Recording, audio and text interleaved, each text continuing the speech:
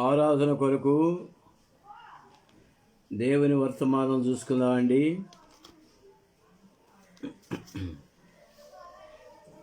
సంఖ్యాకాండము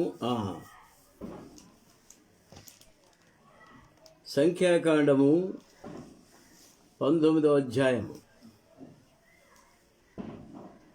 సంఖ్యాకాండము 19వ అధ్యాయము మొదటి 5 వచనాలు చదువుకుందామండి. సంఖ్యాకాండము 19వ అధ్యాయము మొదటి 5 వచనాలు చదువుకుందాం. యెహోవా మోషే అహరోనుడికి ఇలాగ సెలవిచ్చెను. యెహోవా ఆజ్ఞాపించిన ధర్మశాస్త్ర విధి ఏదనగా, ఇశ్రాయేలీయులు కళంకము లేనిదియు మచ్చలేనిదియునైనా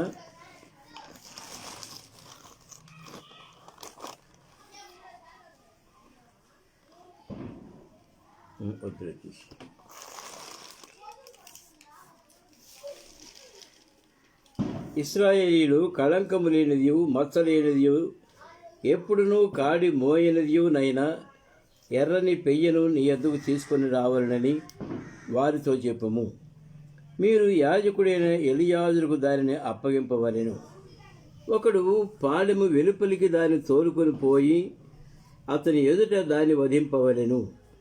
యాజకుడైన ఎలియాజరు దాని రక్తంలోనిది కొంచెము వేలితో తీసి ప్రత్యక్షపు గుడారం ఎదుట ఆ రక్తములో కొంచెము 7 మారులు ప్రోక్షింపవలెను. అతని కనుల ఎదుట ఒకడు ఆ పెయ్యను దహింపవలెను. దాని చర్మమును మాంసమును రక్తమును పేడయు దహింపవలెను. మరి ఒక లేఖన భావం చదువుకుందాం అండి. యోహాను సువార్త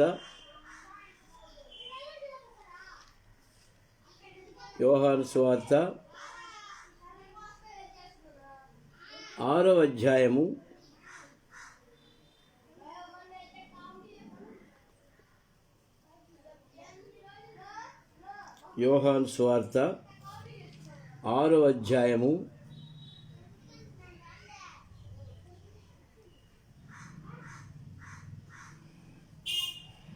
52 నుండి 59 వరకు చదువుకుందామండి. 58 వరకు, 52 నుండి 58 వరకు. యూదులు ఈయన శరీరమును ఎలాగూ తిననీయగలడని ఒకరితో ఒకడు వాదించిరి. కావున యేసు ఇట్లనెను, మీరు మనుష్య కుమారుని శరీరము తిని ఆయన రక్తము త్రాగితేనే గాని మీలో మీరు జీవము గలవారు కారు. నా శరీరము తిని నా రక్తము త్రాగువాడే నిత్యజీవము కలవాడును. అంత్యదినమున నేను వారిని లేపుదు. నా శరీరము నిజమైన ఆహారమును నా రక్తము నిజమైన పానమునయ్యున్నది. నా శరీరము తిని నా రక్తము త్రాగువాడు నా యందును నేను వారి యందును నిలిచియుందుము. జీవము గల తండ్రి నన్ను పంపిన కనుక నేను తండ్రి మూలముగా జీవించుచున్నట్టే నన్ను తినివాడును నా మూలముగా జీవించును. ఇదే పరలోకము నుండి దిగివచ్చిన ఆహారం. పితరులు మన్నాను తినియు చనిపోయినట్లు కాదు. ఈ ఆహారము తినివాడు ఎల్లప్పుడూ జీవించునని నిశ్చయముగా మీతో చెప్పుచున్నాను అనెను. చిన్న ప్రార్థన చేసుకుందామండి. ప్రేమ కలిగిన మా తండ్రి, పరిశుద్ధులైన మా దేవా, మహిమ గల మీ నామమును బట్టి మీ పరిశుద్ధమైన నామమునికే స్తుతులు స్తోత్రాలు చెల్లిస్తున్నావు నాయన. మాకెంతైనా నమ్మదగిన దేవుడుగా మమ్మల్ని కనికరించి కృప చూపించి నడిపిస్తున్న మీ ఉచితమైన దయను బట్టి మీ కొందనాలు చెల్లిస్తున్నాము. మా ప్రభా, ఆరాధన కొరకై చదవబడిన లేఖన భాగములు ఆశీర్వదించండి. మా ప్రభా, మీరు ఇచ్చిన వర్తమానాన్ని మీరు ఆశీర్వదించమని వేడుకుంటున్నాను.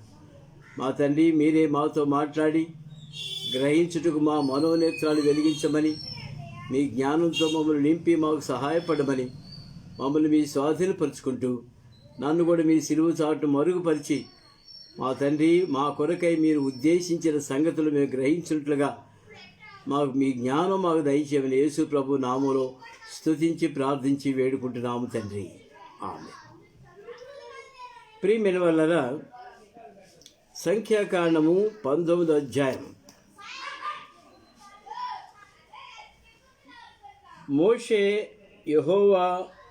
యెహోవా మోషే అహరోనులకు ఇలాగ సెలవిచ్చెను. యెహోవా ఆజ్ఞాపించిన ధర్మశాస్త్ర విధి ఏదనగా, ఇశ్రాయేలీయుడు కళంకము లేనిదియు మచ్చలేనిదియు ఎప్పుడు నువ్వు కాడి మోయినదియునైన ఎర్రని పెయ్యను నీ ఎద్దుకు తీసుకొని రావాలని వారితో చెప్పుము. ప్రియమైన వాళ్ళారా, మరి లేవియాకాండము సంఖ్యాకాండములో ఇటువంటి బలుల విషయంలో అక్కడక్కడ చాలా బలుల విషయంలో రాయబడింది. పాప పరిహారార్థ బలి, అపరాధ పరిహారార్థ బలి, ప్రాయశ్చిత్తార్థమైన బలి అని చాలా బలులు వాటి విషయంలో రాస్తూ వచ్చారు. మరి అవన్నీ కాకుండా ఇక్కడ ఒక ప్రత్యేకమైన బలి, ఒక ప్రత్యేకమైన పశువును వధించాలని మాత్రమే వధించాలని ఇక్కడ ఎర్రని పెయ్యను మనకు జ్ఞాపకం చేస్తున్నారు. ఎర్రని పెయ్య మరి దీని విషయంలో ప్రత్యేకంగా ఎందుకు రాశారు? ఆవుల్లో కానీ, గోవుల్లోనిది కానీ, గొర్రెల్లోనిది కానీ, మేకల్లోనిది కానీ అని లేవియాకాండంలో బిగించేశారు. మరి సంఖ్యాకాండంకి వచ్చిన తర్వాత ఎర్రని పెయ్యని విషయంలో మాత్రం ప్రత్యేకంగా ప్రభువు మాట్లాడుతూ వస్తున్నాడు. మరి ఇక్కడ మనం చదివినట్లయితే, యెహోవా ఆజ్ఞాపించిన ధర్మశాస్త్ర విధి ఏదనగా, ఇశ్రాయేలీయులు ఏం తీసుకురావాలి? కళంకము లేనిదియు ఎర్రని పెయ్యను, కళంకము లేనిదియు మచ్చలేనిదియు ఎన్నడూను కాడి మోయినదియునైనా ఎర్రని పెయ్యను నీ ఎద్దుకు తీసుకొని రావాలని వారితో చెప్పుము. దీని లక్ష్యాలు ఏముండాలండి? కళంకము లేనిదిగాను మచ్చలేనిదిగాను ఎప్పుడునూ కాడి మోయనిదియునైనా ఎర్రని పెయ్యను ఎద్దుకు తీసుకుని రావాలను. కళంకము అంటే ఏంటి, మచ్చ అంటే ఏంటండి? రెండు దరిదాపు ఒకటిగానే కనిపిస్తాయి. కళంకము అంటే మచ్చ అంటే పై కనిపించేది, కళంకం అంటే మరి లోపల హృదయంలో కనిపించేది కళంకము. మచ్చ అంటే బయటకు కనిపించేది. అర్థమవుతుందండి? కళంకము లేనిది, మచ్చ లేనిది, ఎప్పుడు కాడిని మోయనిది అనగా ఇతరుల చేత వాడబడనిది. అటువంటి పరిశుద్ధమైనటువంటి ఎర్రని పెయ్యను నా దగ్గర తీసుకొని రండి అని యెహోవా మోషేకు ఆజ్ఞాపిస్తున్నాడు. ఇశ్రాయేలుని తీసుకురావాలి. ఎవరు తీసుకురావాలండి? ఇశ్రాయేలీయులు తీసుకురావాలి. ఆరోను కాదు, ఎలియాజరు కాదు, ఇది తీసుకురావాల్సింది ఇశ్రాయేలీయులు తీసుకురావాలి. ఎందుకంటే ఇశ్రాయేలీయులు యాత్రా జీవితంలో ఉన్నారు కదండి, పిల్గ్రిమేజ్లో ఉన్నారు. ఒక ఊరు వదిలిపెట్టి ఇంకొక ఊరికి వెళ్ళాలి, అక్కడ కొంతకాలం ఉన్న తర్వాత ఇంకొక ఊరికి వెళ్ళాలి. మరి ఆ విధంగా యాత్రా జీవితంలో వాళ్ళు సాగిపోతున్నప్పుడు ఎక్కడ ఏ కళంకం అంటుతుందో, ఎక్కడ మచ్చ అంటుతుందో, ఎక్కడ మరి ఇంకేదైనా అపవిత్రత అంటుకుంటుందోనని ఆ అపవిత్రత పోగొట్టుకున్నట్టుకు గాను ఇశ్రాయేలీయులే ఆ ఎర్రని పెయ్యను తీసుకొని రావాలి. అది వారి బాధ్యత. ఎందుకంటే వారి పాపము నిమిత్తము చిందింపబడుతున్నటువంటి, వధింపబడుతున్నటువంటి బలి పశువు కనుక ప్రియమైన వలన ఆ విధంగా యాత్రా జీవితంలో వాళ్ళ పాపములు, వాళ్ళ కళంకములు, వాళ్ళ అపవిత్రత కడగబడేదానికి, ఈ బలి పశు యొక్క రక్తం ద్వారా కడగబడేదానికి ఆ విధంగా తీసుకున్నామన్నారు. ఈ సందర్భంలో మనం చూడవలసి ఏంటంటే, వాడు లేవియాకాండంలో ఒక మాట చదువుకుందామండి. లేవియాకాండం 22:20. లేవియాకాండము 22వ అధ్యాయము 20వ వచనం చదువుకుందామండి. దేనికి కళంకముండునో 19 కూడా చదువుకుందామండి. వాడు అంగీకరింపబడినట్లు, ఏమండి, వాడు అంగీకరింపబడినట్లు, ప్రభు సన్నిధిలో నిర్దోషిగా కనబడి అంగీకరింపబడినట్లుగా ఏం చేయాలండి? గోవుల నుండి కానీ, గొర్రె మేకల నుండి కానీ దోషం లేని మగదారిని అర్పింపవలెను. 20వ వచనం, దేనికి కళంకముండునో దానిని అర్పింపకూడదు, అది మీ పక్షముగా అంగీకరింపబడదు. ప్రియమిత్రులారా, ఇక్కడ గోవుల్లోనిది కానీ, గొర్రె మేకలలోది కానీ అంటున్నాడు. కానీ సంఖ్యాకాండం 19వ అధ్యాయంలో మాత్రం ఎర్రని పెయ్యను తీసుకుని రావాలి అని ఆజ్ఞ ఇచ్చాడు.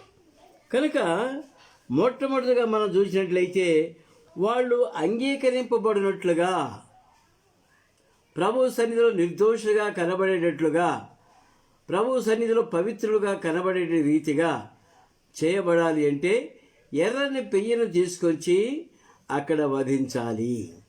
ముందుకెళ్ళిపోదామండి.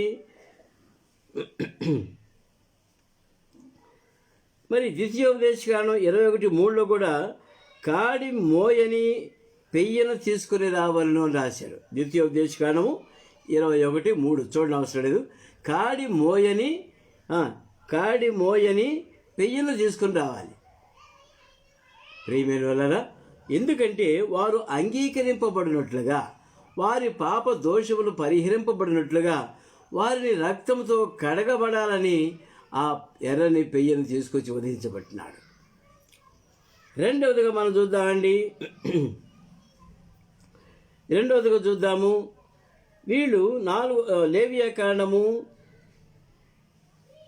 4వ అధ్యాయము, లేవియాకాండము 4వ అధ్యాయము 12వ వచనం చదువుకుందామండి. లేవియాకాండము 4వ అధ్యాయం 12వ వచనం. ఆంత్రములు, లేవియాకాండము 4:12. ఆంత్రములు దాని పేడ పాడెము వెలుపల బూడిదను పారబోయి పవిత్ర స్థలమును తీసుకుని పోయి అగ్నిలో కట్టెల మీద కాల్చివేయవలను. బూడిద పారబోయి చోట దాన్ని కాల్చివేయవలెను. ఎక్కడ తీసుకెళ్ళమంటున్నాడు? పాడెము వెలుపల. మరి ఇక్కడ కూడా మనం చూసాము 19వ అధ్యాయం, సంఖ్యాకాండం 19వ అధ్యాయంలో ఏమి రాశారండి?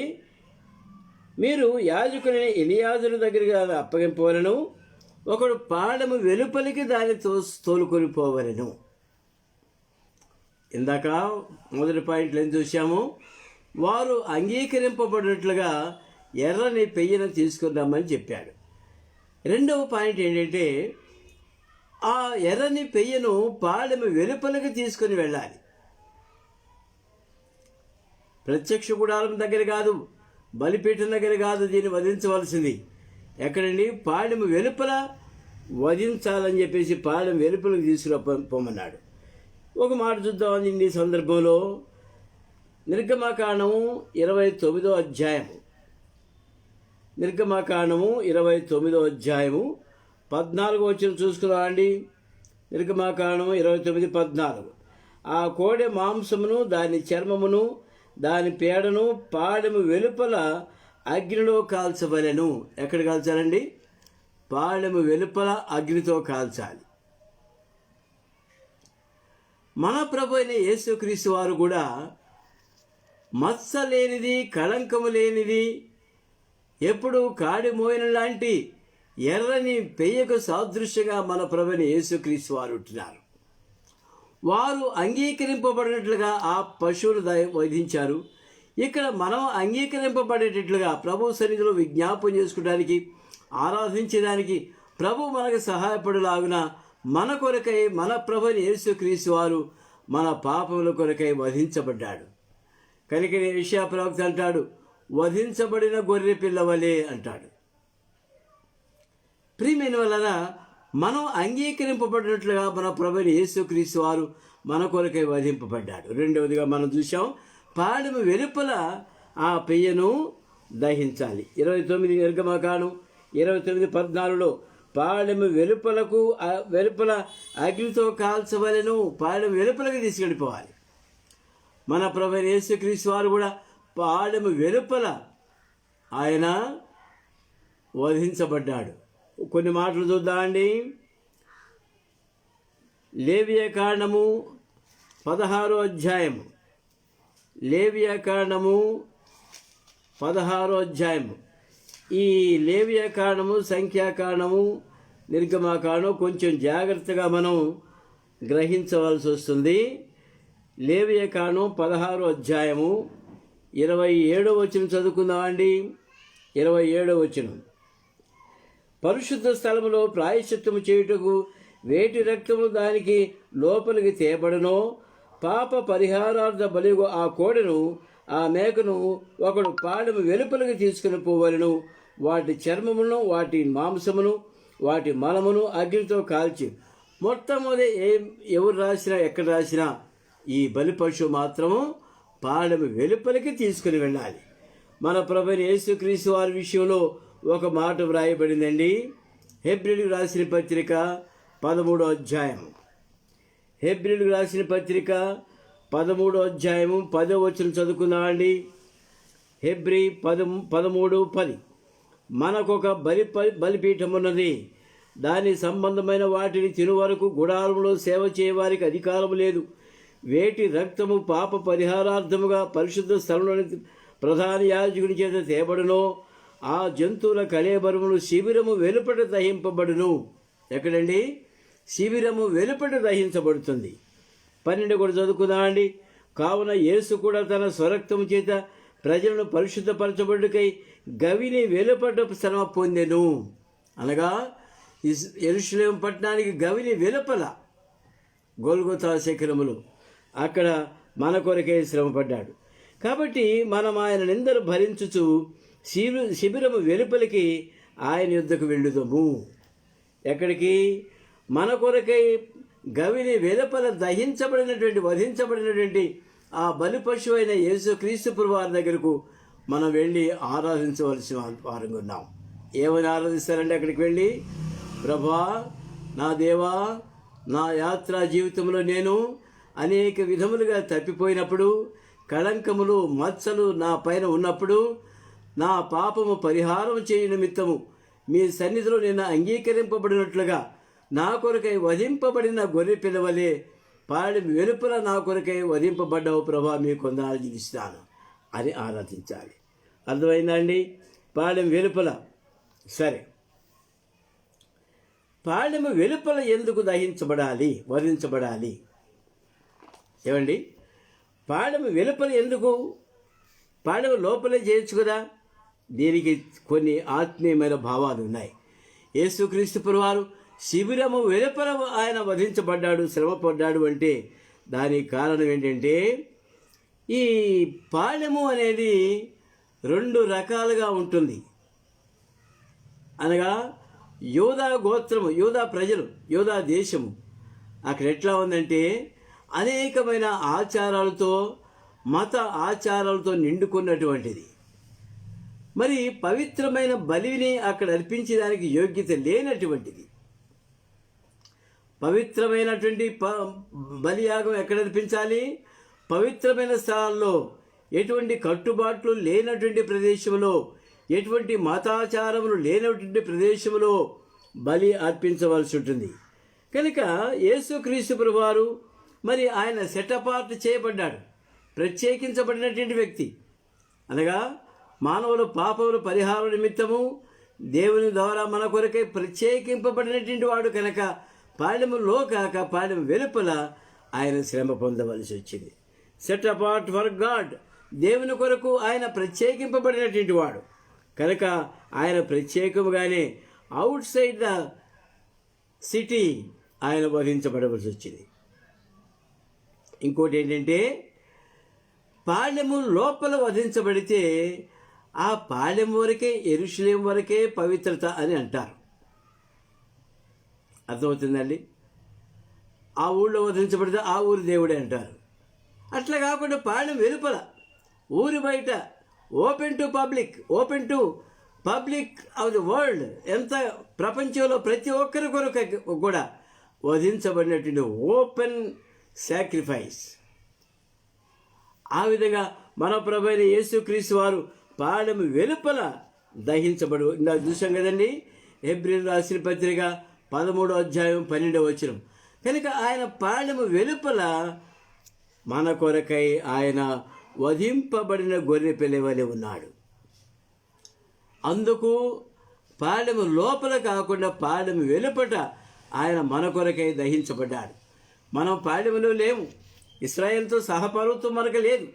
ఆయన పరజనులుగా, పరదేశులుగా ఉన్నప్పటికీ మనకు కూడా ప్రభువుకు సమీపస్తులుగా చేసేదానికి యేసుక్రీస్తు ప్రభువారు మన కొరకై మరి ఓపెన్ ప్లేస్లో ఆయన వధించబడిన గొర్రె పిల్లవలే ఉన్నాడు. అందుకు ప్రభు మన మన పాపం నిమిత్తం పాలెం వెలుపల ఆయన దహించబడ్డాడు. మూడవదిగా చూద్దామండి, సంఖ్యాకాండము 19వ అధ్యాయము 4వ వచనం చదువుకుందామండి. యాజకుడని ఎలియాజరు దాని రక్తంలోని కొంచెం రేణుతో తీసి ప్రత్యక్ష గుడారపు ఎదుట ఆ రక్తంలో కొంచెము 7 మార్లు ప్రోక్షించవలెను. అక్కడ వధించబడినటువంటి ఆ ఎర్రని పెయ్య యొక్క రక్తము కొంచెం తీసుకుని వచ్చి ఏం చేయాలండి, రక్తంలో కొంచెము రేణుతో తీసి ప్రత్యక్ష గుడారం ఎదుట ఆ రక్తంలో కొంచెం 7 మార్లు ప్రోక్షించవలెను. ఏలుతో ముంచి 7 మార్లు ఆ విధంగా ఆ రక్తాన్ని ప్రోక్షించాలి. దీని భావం ఏంటి ఏమండి? 7 మార్లు ఆ రక్తము ప్రోక్షించాలంటే 7 అనేది సంపూర్ణతకు సాదృశ్యం, మనకందరికీ తెలుసు. కనుక ఆయన చేసిన బలియాగము సంపూర్ణతకు సాదృశ్యంగా ఉంది. ఒకేసారి బలిగా అర్పించబడి ఆయన తన స్వరక్తమిచ్చి బలియాగముగా ఆయన తన స్వరక్తమిచ్చి మనకు సంపూర్ణమైన సిద్ధి కలుగు చేశాడు. మళ్ళా పాపం చేయడం మళ్ళీ బలి అర్పించడం ఇది కాదు. ఒకేసారి సంపూర్ణమైన బలిగా ఆయన సమర్పించబడ్డాడు. 7-fold స్ప్రింక్లింగ్, పబ్లిక్ టెస్టిమనీ అనమాట. అది పబ్లిక్ టెస్టిమనీ ఏంటంటే ఆ బయట వధించబడిన పశువు యొక్క రక్తము ఇక్కడ అతి పరిశుద్ధ స్థలములో ఆయన 7 మార్లు ప్రోక్షిస్తున్నాడంటే అది it is a complete sacrifice, it is a public sacrifice. అది మనందరి కొరకు కంప్లీట్ సాక్రిఫైస్గా కనిపిస్తుంది.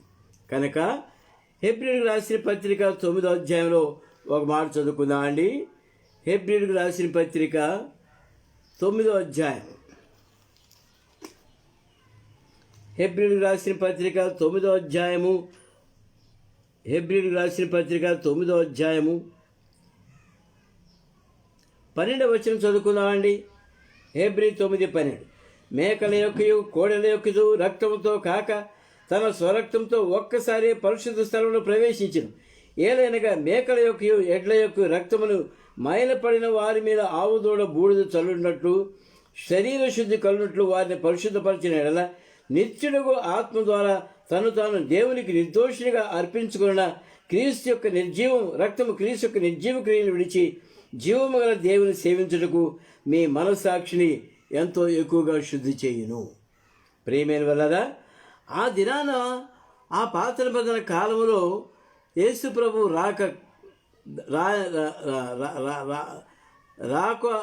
యేసు ప్రభు రాని దినాల్లో, యేసు ప్రభు ముందు దినాల్లో ఏం జరిగిందంటే వాళ్ళు కోడల యొక్క రక్తము కాక కోడల యొక్క రక్తము, మేకల యొక్క రక్తము, ఎడ్ల యొక్క రక్తము తీసుకొచ్చి మైలపడిన వారి మీద ఆవు దూడ బూడిద చల్లారు.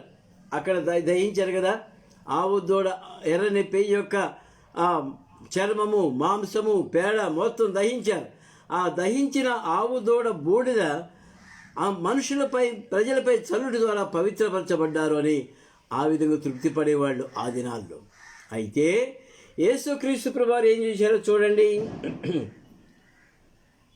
నిత్యుడగు ఆత్మ ద్వారా తాను దేవునికి నిర్దోషినిగా అర్పించుకున్న క్రీస్తు యొక్క రక్తము ఏమండి, నిత్యుడగు ఆత్మ ద్వారా తాను దేవునికి నిర్దోషిగా కనపరుచుకొని క్రీస్తు యొక్క రక్తం నిర్జీవ క్రియలను విడిచి మన మనస్సాక్షి ఎంతో ఎక్కువగా శుద్ధి చేస్తుంది. కనుక ప్రియమైన వలన యేసు క్రీస్తు ప్రభు యొక్క రక్తము మన ప్రతి పాపమును కడగటమే కాకుండా, మనం నిర్దోషులుగా చేయటమే కాకుండా, మనం అంగీకరింపబడేట్లుగా చేయటమే కాకుండా మన మనస్సాక్షిని ఎంతో శుద్ధీకరించేదిగా ఉంది. That is the difference between the blood of Jesus and the blood of heifer, ఎర్రని పెయ్య. ప్రియమైన వలన ఈ విధంగా మన ప్రభువైన యేసు క్రీస్తు వారు మన కొరకై వధింపబడిన గొర్రె పిల్లవలే ఆయన బలియాగము మన కొరకై సంపూర్ణం చేశాడు. ఇంకో మాట చదువుకుందా అండి. 10వ అధ్యాయము 10వ వచనం, హెబ్రీ 10:10 యేసుక్రీస్తు యొక్క శరీరము ఒక్కసారి అర్పించబడుట చేత ఆ చిత్తమును బట్టి మనం పరిశుద్ధపరచబడి ఉన్నాం. మరియు ప్రతి యాజకుడు దినదినము సేవ చేస్తూ పాపములను ఎన్నటికీ తీసివేయలని ఆ బలుల్నే మాటి మాటికి అర్పించుచూడును. ఒకసారి ఒక బలి అర్పిస్తారు, అవతలికెళ్ళి మళ్ళీ పాపం చేస్తారు. ఎందుకంటే మనసాక్షి శుద్ధీకరించబడలేదు కనుక, మానవునికి శుద్ధీకరణ లేదు కనుక, మనసాక్షి సరిగా లేదు కనుక, మైలబడింది కనుక మళ్ళీ మళ్ళీ పాపం చేస్తుంటాడు. వాడు మళ్ళీ మళ్ళీ బలి అర్పిస్తుంటాడు. ఆ బలి రక్తం ద్వారా పాపం కడగబడుతుంది. ఇది యేసు ప్రభు అర్పించిన బలి రక్తము అటువంటిది కాదండి. మరి ఎటువంటిది? ఈయన అయితే పాపము నిమిత్తమై సదాకాలం నిలుచు ఒక్క బలిని అర్పించి అప్పటి నుండి తన శత్రువును తన పాదములకు పీఠముగా చేయబడి వరకు కనిపెట్టి దేవుని కుడిపార్శ్వమున ఆసీనుడైను. ఒక్క అర్పణము చేత ఈయన పరిశుద్ధపరచబడు వారిని సదాకాలమునకు సంపూర్ణంగా చేసినాడు. ఏమండి? ఒక్క అర్పణ చేత అనగా తన శరీరాన్ని అర్పించడం ద్వారా పరిశుద్ధపరచబడి వారిని సదాకాలం సంపూర్ణంగా చేసేదానికి శక్తిమంతుడిగా ఉంటున్నాడు. కనుక ప్రియమైనదా, ఈ బలి అనేది మనం ఆ విధంగా గ్రహించాలి. తర్వాత ఇంకోటి చూద్దామండి. 4వదిగా ఇక్కడ ఎర్రని పెయ్యను వధించినప్పుడు ఆ వధించబడినటువంటి ఆ బలి పశువు రెడ్యూస్ టు యాషెస్ అనగా బూడిదిగా మార్చబడింది. ఆ తర్వాత ఏం చేస్తారు? దాన్ని ఆ బూడిదని ఏం చేస్తారండి?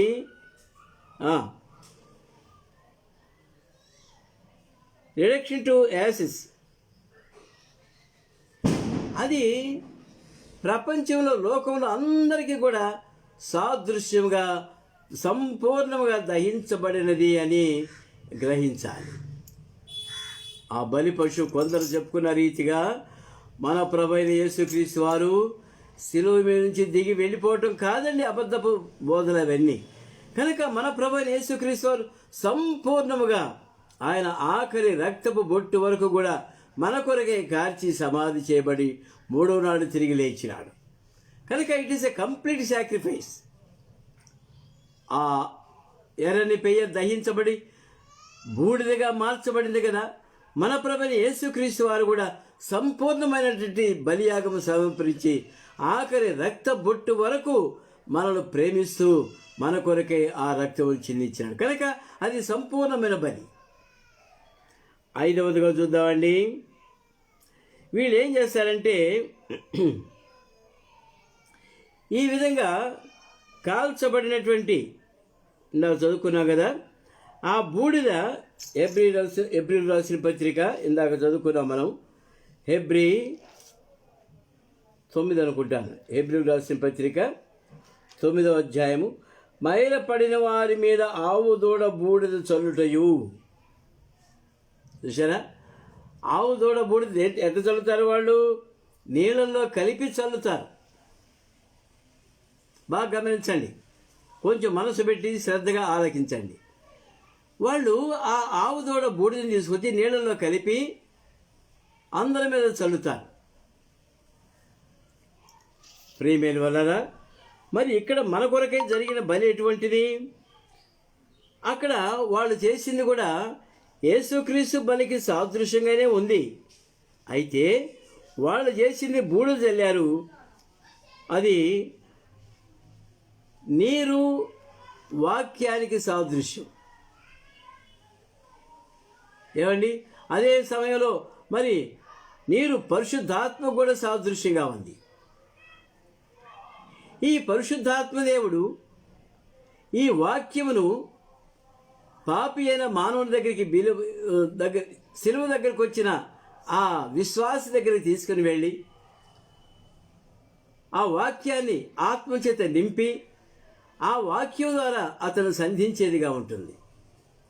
కనుకనే సంపూర్ణమైన పాప పరిహారం, సంపూర్ణ సిద్ధి కలిగేదానికి ఆ విధంగా యేసు ప్రభువారి యొక్క బలి చేయబడింది.